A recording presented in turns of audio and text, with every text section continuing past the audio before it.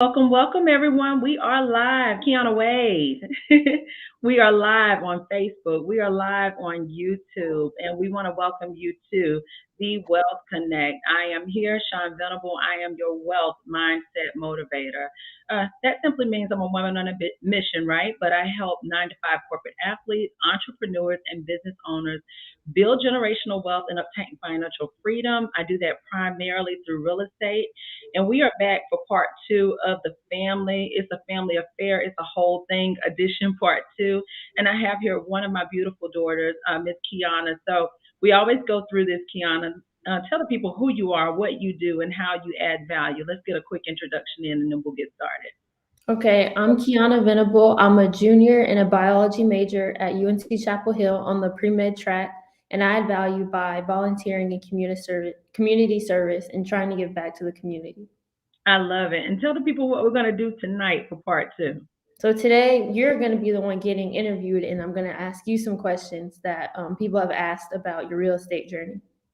Okay, so you get to get your inner Oprah on this time. I love it. All right, well, kick us off. Okay, so the first question was, how did you get started in your real estate journey? That's a really good question.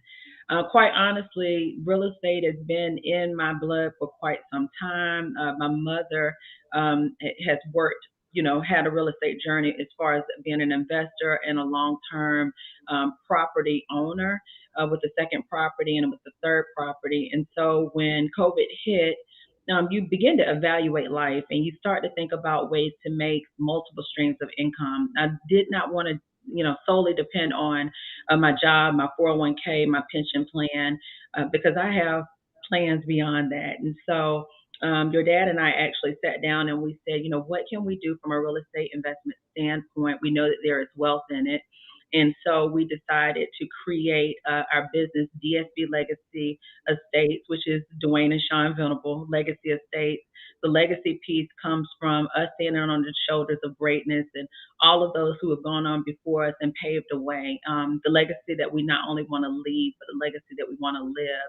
And we knew that we wanted to create opportunities for people to get in affordable housing, something that would benefit you, Kiana, your siblings, as far as passing on generational wealth and also having an entrepreneurial spirit and having a mindset that although you can have a 9 to 5, I'm that 9 to 5 corporate athlete, and I always say that there are other opportunities for you to build and generate wealth well beyond.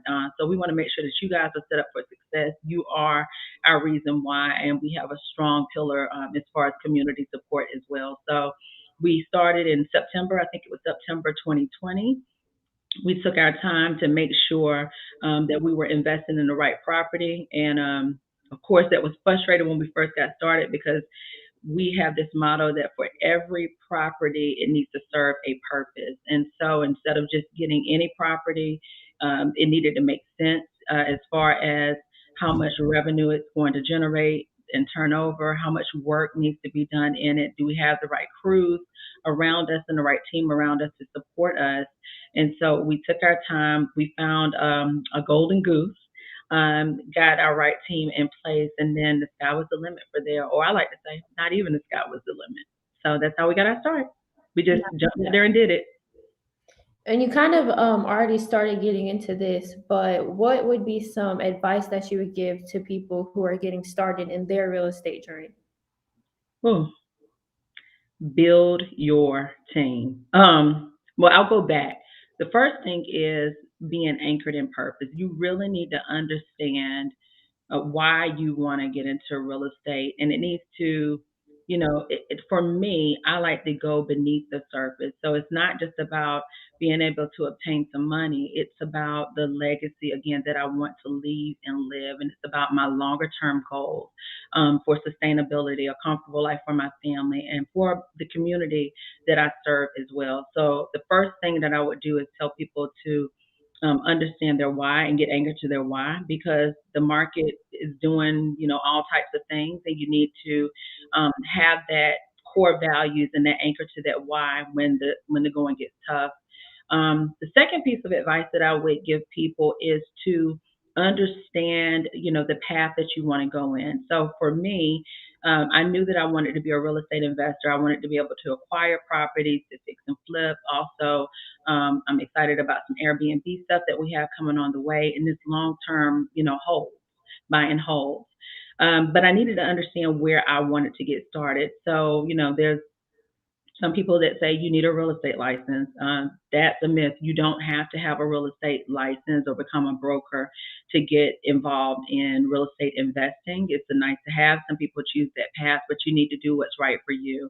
You need to understand your entry point. Some people are wholesalers where they find, properties that are off market and then they assign it for a fee to someone like me who's looking for a property and may not have enough time to scout out properties that are off the market.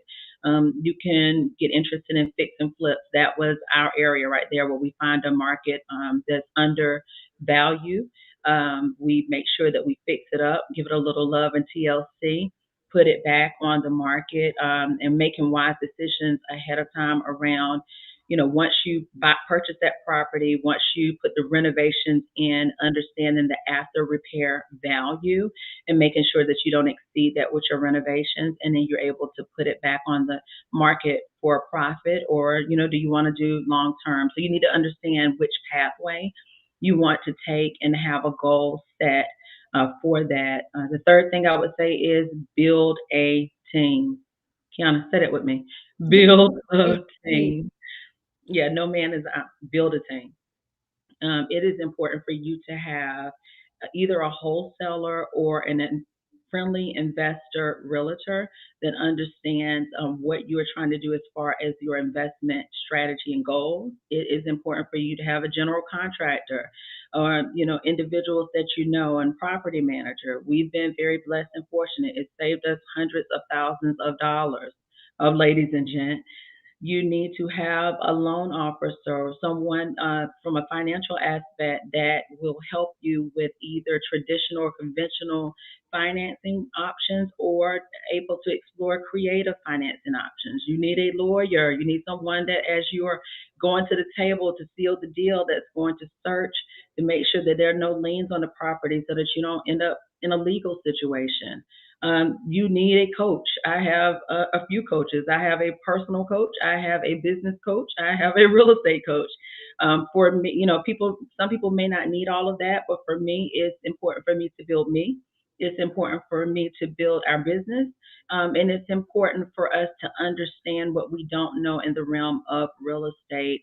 And last but not least, you need a financial advisor. It's not enough to make, and I've been in conversations about all of this all week. So, Kiana, let me tell you this. When you become that doctor and then you go build a hospital, it's not enough for you to make money. You need to learn how to keep money. You need to learn how to grow money. You need to learn how to invest money. And you need to learn how to be sustainable far beyond you. And so, to sum it all up, understand your why, build your team, understand the critical people that you need from that aspect, and be smart. All right, back over to you. I said a lot. That was some good advice, though. And the last question is, on any journey, people face setbacks. So, what advice would you give on how to deal with setbacks when they come up? I'm going to sound real churchy here.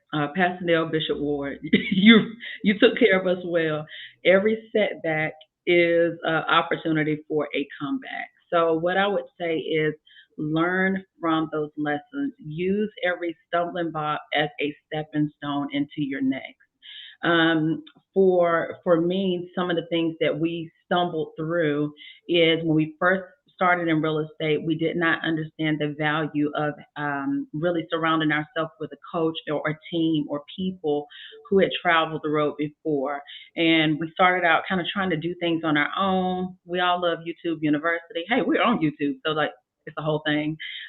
But really understanding that people have already traveled before. So it's not necessarily that you are doing something that's never been done before. It may be that you are doing something in your bloodline or in your generation or in your family, but somebody has done it.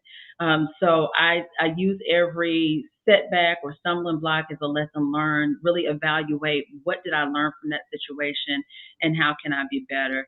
as a result of it. And so now, again, instead of being anxious about building this massive portfolio or having 100 houses and I'm looking all flashy, but I'm really broke, I'd rather have a couple of properties that yield a general amount of income.